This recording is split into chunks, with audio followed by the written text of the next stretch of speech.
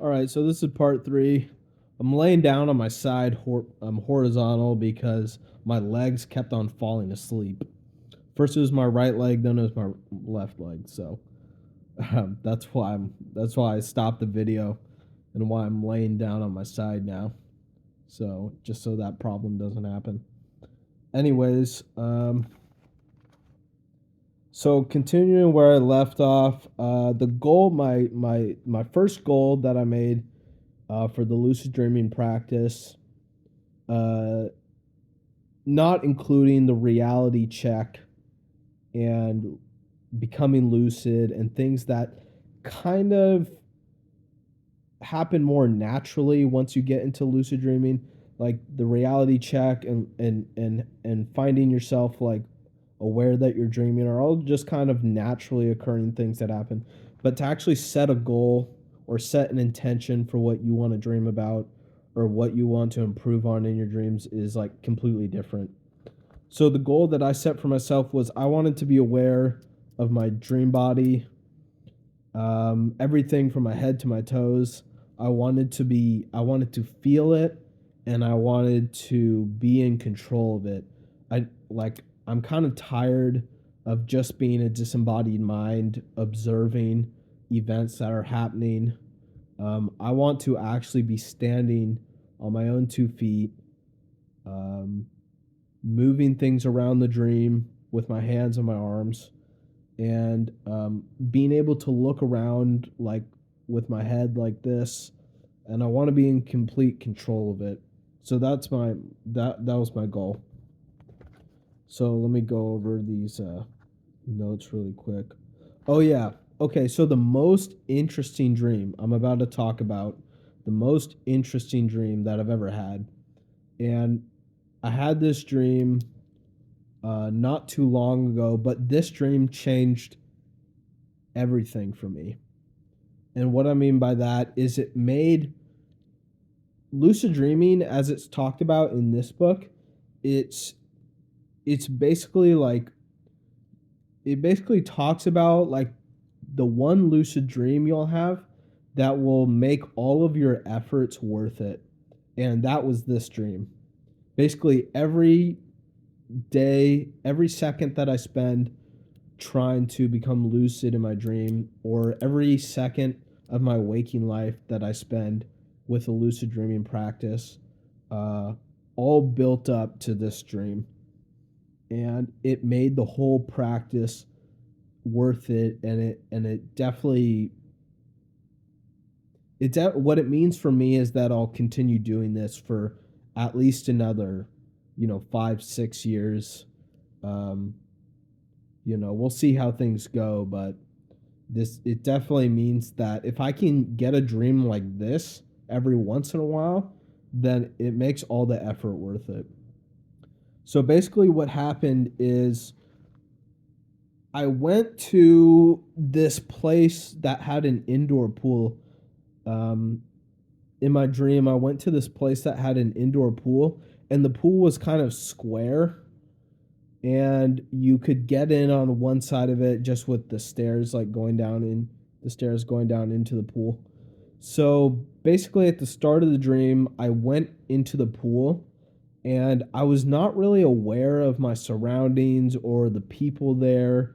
The images were kind of blurry, and I left. But then I came back to it almost immediately. Um, And this time, everything was a little bit more clear. The details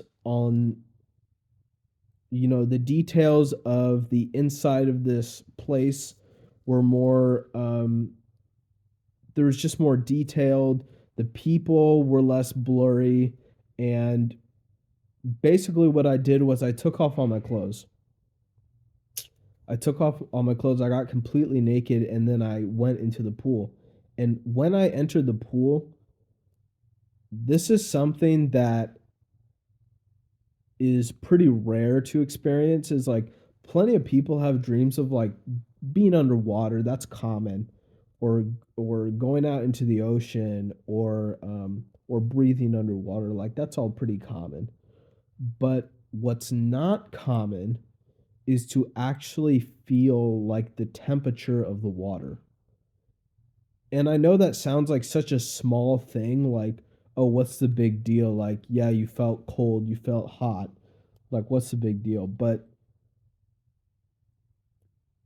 it's a big deal.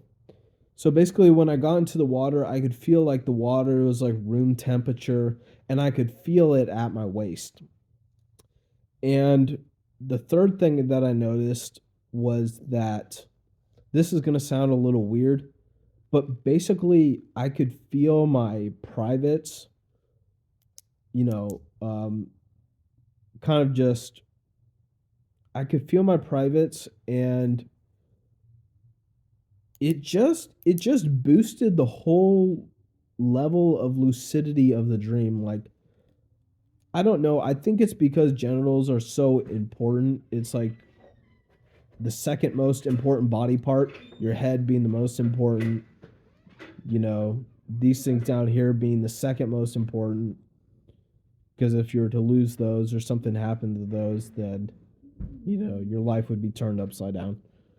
So basically, it just boosted the whole lucidity of the dream, and the temperature of the water around them just it made me feel like my whole nervous system, like I could start to feel my whole nervous system in the bottom half of my body.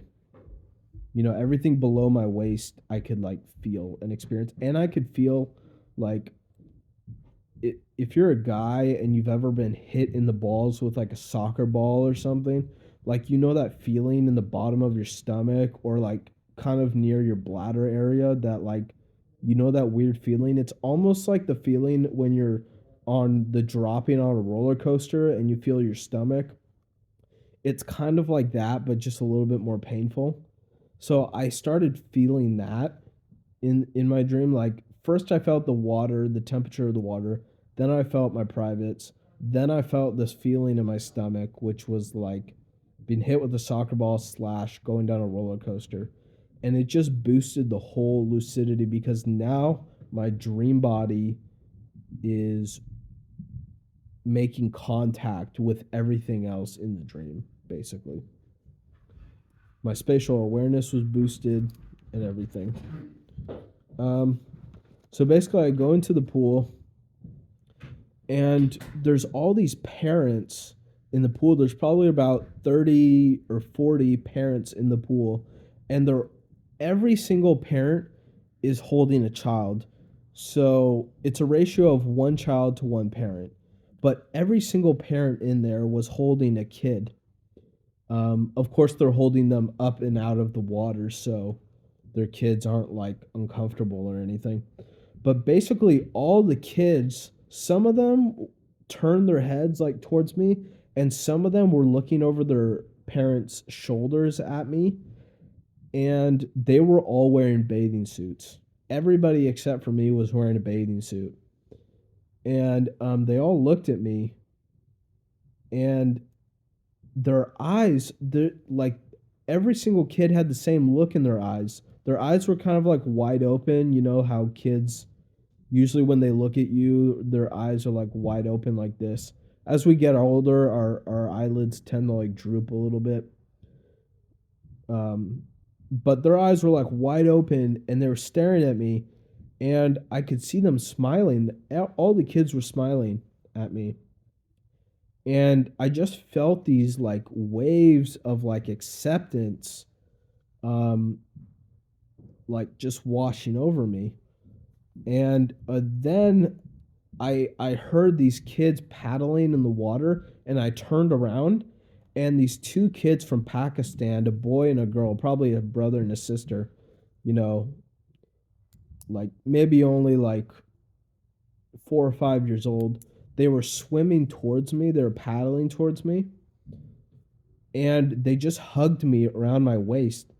And mind you, I was still aware of my privates and everything. So it all felt a little like very inappropriate. Like, this is a very inappropriate dream.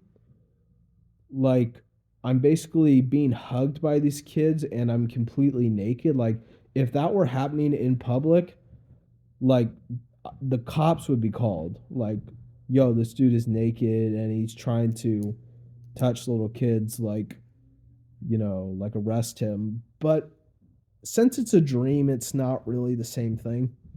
And basically, like,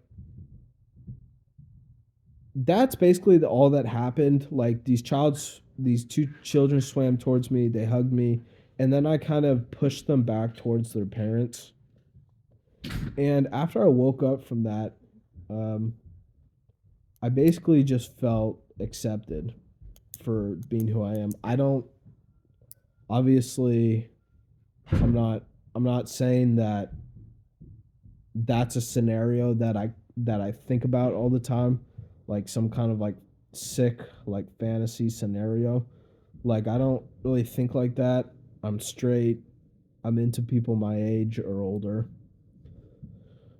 But just them accepting me and my naked body felt really good after I woke up. Felt really good.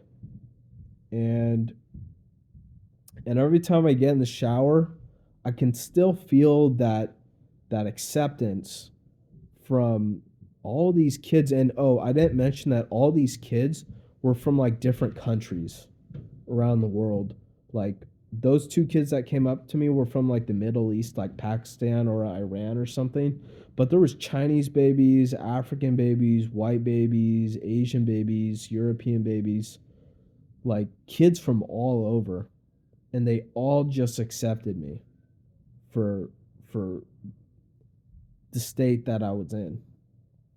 And me being naked, in terms of like symbolism in dreams, I think that if you're naked in a dream, it kind of means that you're in a vulnerable state. Like if you were attacked or seen by somebody, you would kind of be in a vulnerable state.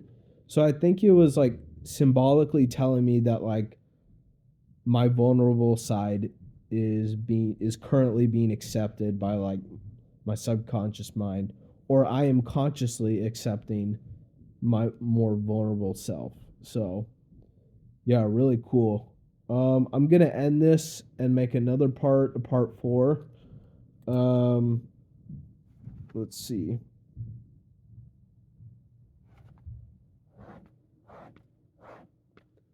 Yeah, so since this video is now like at 13 minutes, I'm gonna end it right here and make another video. I have a couple more dreams to talk about, and then I want to talk about flying, singing, laughing, humor in your dreams. I want to talk about dream incubation. Um, what else do I want to talk about? I want to talk about my sleep schedule. Um, and I want to talk about like other habits that have formed as a result of lucid dreaming. And then I want to talk about dream journaling. I'll talk about all of that in my next video. Anyways, peace.